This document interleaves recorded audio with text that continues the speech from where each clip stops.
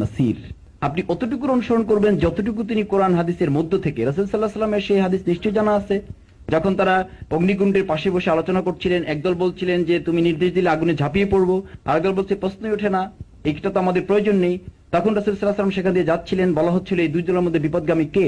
তখন বলা হচ্ছিল যে ওই দল বিপদগামী যদি তোমাদের মধ্য থেকে ওই নেতার কথা শুনে যে সে যদি আগুনে ঝাঁপ দিত, কারণ এটি তো ইসলামের এমন কোনো বিষয় নয় যে তাকে আগুনে ঝাঁপ দিতে হবে। সুতরাং ব্যক্তির অনুসরণ নয়, আমরা তো অনুসরণ করি, তাকে দায়িত্ব দেওয়া হয়েছে, যে দায়িত্ব, যে আইডিওলজি তিনি বেয়ার করেন, সেই আইডিওলজির মধ্যে থেকে তিনি যে কথা বলবেন সেই কথার অনুসরণ আমি করি। তো উলিল আমরের যে অনুসরণটা, এটি রাসূলের উপর সম্পর্কযুক্ত, কারেক্ট, রাসূলের সাথে সম্পর্কযুক্ত, যদি তিনি তার প্রতিনিধিত্ব করেন, যদি রাসূলের প্রতিনিধিত্ব করেন। যে জায়গাটিতে প্রতিনিধিত্ব করবেন না সেই জায়গাটিতে আপনি আনুগত্যের রশিটি আপনার উপর নেই। জি ধন্যবাদ মাসুদ। যে সামনে একটি সম্পর্ক প্রশ্ন আছে বোধহয় আমাদের সম্মানিত কোন বোন। আমি আসলে বলতে চাচ্ছি ওই রকমই একটা কথা, যে তাহলে আমরা ছাত্র শিবিরকে এই সংগঠনের উপযোগিতাটা কি সেটা বলতে চাচ্ছি, যে আমরা আল্লাহ রসুলের পথই যেহেতু মেনে চলবো, তাদেরকেই ফলো করব, তো তার জন্য আমরা এই সংগঠনে কেন আসবো, আমি সেটা জানতে চাই। লিখিত প্রশ্নটি কি আপনার ছিল? জি জি, অর্থাৎ মিস্টার মাসুদ উনি যেটি বলতে চাচ্ছেন সেটি হচ্ছে যে আল্লাহ এবং রাসূলের যেটি অনুসরণ, যেটিকে আমরা ধর্ম বলে মনে করি, সেটিকে তো একজন ব্যক্তি এককভাবে পালন করতে পারেন। সেটিকে পালন করার জন্য ঠিক এটিকে রাজনীতির ময়দানে টেনে আনার কোনো দরকার নেই, বরং ব্যক্তিগতভাবে পালন করলে সেখানে হানাহানি, মারামারি কিংবা যে প্রবলেমগুলো সৃষ্টি হয় এগুলো হওয়ার সম্ভাবনা অনেক কম। আমি কি আপনার প্রশ্নটি সঠিকভাবে বোঝাতে পেরেছি? জি মিস্টার মাসুদ। ধন্যবাদ আমাদের প্রিয় বোনকে। যে এখানে দুটো বিষয় আপনাকে মনে রাখতে হবে, যে একটি আদর্শকে ব্যক্তিগতভাবে অনুসরণ করা একটি দিক আছে, আরেকটি দিক হচ্ছে এটিকে প্রতিষ্ঠিত করা। আমাদের দায়িত্ব কিন্তু শুধু অনুসরণ করা নয়, প্রতিষ্ঠিত করাও। যেমন নামাজের ব্যাপারে আকিমুসসালাত, নামাজ পড়তে বলা হয়নি, নামাজ প্রতিষ্ঠিত করা। ঠিক তার সাথে আকিমুদ্দিন, ইসলাম প্রতিষ্ঠিত করাটা বলা হয়েছে। আপনি শুধু কোরআন পড়বেন, কোরআন অনুসরণ করবেন ব্যক্তিগতভাবে, বাট এটিকে এস্টাবলিশ করবেন না সমানে তা না। আপনার দায়িত্ব কিন্তু মনে রাখতে হবে, আপনাকে যে দায়িত্ব দিয়ে পাঠানো হয়েছে সেটি হচ্ছে ইন্নী জাইলুন ফিল আরদি খলিফা, আপনি হচ্ছেন আল্লাহর পক্ষ থেকে পাঠানো প্রতিনিধি। যখন আমাদের রসুল নেই, আমরা হচ্ছি তার প্রতিনিধি। আল্লাহ রসুল যা করে গেছেন সেটি আমাকে প্রতিষ্ঠিত করতে হবে। পথ কি? ওয়াতাসিমু বিহাবলিল্লাহি জামিআন ওয়ালা তাফাররাকু, নট আদারওয়াইজ, নট পার্সোনালি। এটিকে আপনি এক জায়গায় করে বলা হয়েছে। অন্য জায়গায় কি বলা হয়েছে? স্পষ্ট দলের কথা বলা হয়েছে। আমরা যারা দল সম্পর্কে আমাদের একটু খারাপ ধারণা আছে, আমি আপনাদেরকে বলবো, ওয়ালতাকুম মিনকুম উম্মাতুন ইয়াদউনা ইলাল খায়র, তোমাদের মধ্যে অবশ্যই এরকম একটা দল থাকবে। ওয়ালতাকুম মিনকুম উম্মাতুন ইয়াদউনা ইলাল খায়র, তোমাদের জাতির মধ্যে এমন একটা দল থাকবে, ইয়া'মুরুনা বিল মারুফ ওয়া ইয়ানহাউনা আনিল মুনকার, সে সৎ কাজের আদেশ করবে, অসৎ কাজের নিষেধ করবে। আপনাকে মনে রাখতে হবে, শুধুমাত্র সৎ কাজের আদেশ করার মধ্যে যদি আপনি সীমাবদ্ধ থাকেন, দ্যাটস নট প্রবলেম। কিন্তু প্রবলেম হচ্ছে যখন আপনি অসৎ কাজে নিষেধ করতে যাবেন, আর নিষেধ করতে যেতেই আপনি একা পারবেন না, আপনাকে সংঘবদ্ধ হয়ে যেতে হবে। হ্যাঁ মিস্টার মাসুদ, ঠিক আছে, এটি একটি সংঘবদ্ধ দল, কিন্তু সংঘবদ্ধ দলটিকে রাজনৈতিক হওয়ার কি প্রয়োজন? না, রাজনৈতিক অর্থ আপনি এই সংঘবদ্ধতা কিসের ভিত্তিতে হবেন? একটি আদর্শের ভিত্তি করেই তো আপনি একটি জায়গায় একত্রিত হবেন না, তাদেরকে সরকার ইলেকশন করা কিংবা সরকার ফরমেশন করা এই দিকে যাওয়ার কি প্রয়োজন? যেতে হবে এই জন্য যে আমাদের দেশে যখন আপনি দেখেন নকলের উপর আমাদের দেশের ওয়াইজিনরা, আমি নিজেও, আমি মাদ্রাসা থেকে পড়াশোনা করে ইউনিভার্সিটিতে এসেছি, আমি মাদ্রাসা থেকে পড়াশোনা যখন করেছি নকলের বিরুদ্ধে যথেষ্ট ওয়াজ করার সুযোগ পেয়েছি। দেখেন, এই নকলের বিরুদ্ধে যত ওয়াজ করা হোক না কেন, যদি গভর্নমেন্টের ব্যাপারে একটা সরকার যদি উদ্যোগ না দিত, আপনি বলেন যে ওয়াজ করে শুধুমাত্র আমাদের দেশের হুজুরদেরকে যদি লাইসেন্স দেওয়া হতো যে আপনারা ঘন্টার পর ঘন্টা ওয়াজ করবেন, নকল বন্ধ হতো। আপনি বলেন পলিথিনের বিরুদ্ধে আমাদেরকে যদি লাইসেন্স দেওয়া হতো, ঘন্টার পর ঘন্টা ওয়াজ করেন, আপনি কি পলিথিন বর্জন করতেন? আপনি বলেন ধূমপানের বিরুদ্ধে আপনি কম বক্তব্য দিয়েছেন। গভর্নমেন্ট উদ্যোগ নেওয়ার পরেও কিন্তু আজকে দেখবেন যে কোথাও কোথাও লুকোচুরি খেলছে মানুষ। কেন খেলছে? তার নৈতিক রিভলিউশন যেটি, নৈতিক মোটিভেশন যেটি, সেটি হয়নি।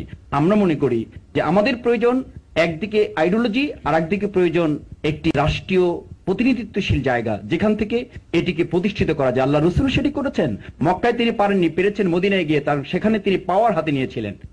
আমাদের পাওয়ারের ক্ষমতা, আমরা লোভ নেই, কিন্তু এটি প্রয়োজন আমার পুরো আদর্শকে ময়দানে বাস্তবায়ন করার জন্য। অর্থাৎ আপনি বলতে চাচ্ছেন সমাজের যে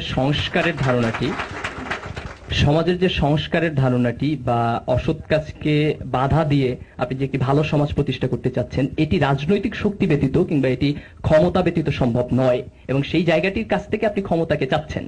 না, ক্ষমতা চাচ্ছি বলতে মানুষ যখন দেখবে যে আমার মধ্যে এমন কিছু বিষয় আছে যে বিষয়গুলো তার জন্য প্রয়োজন, তখন আলটিমেটলি মানুষ আমার কাছে ক্ষমতা প্রয়োগ করবে।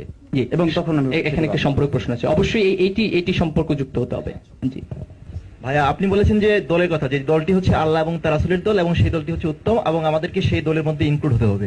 কিন্তু বাংলাদেশে দেখা যাচ্ছে যে একটা দল, মানে পীর সাহেবের দল বলছে আমাদের দল তো সঠিক, তাবলিগের দল তারা বলছে আমাদের দল সঠিক, এটা আল্লাহর জন্য কাজ করছে, শিবির বলছে যে আমাদের দল সঠিক, আল্লাহর জন্য কাজ করছে। তাহলে আমরা তো দ্বিধার দ্বন্দ্বের মধ্যে পড়ে যাচ্ছি যে কোন দলের মধ্যে প্রবেশ করবো। জি, মিস্টার দল মাসুদ। সবগুলোই ঠিক।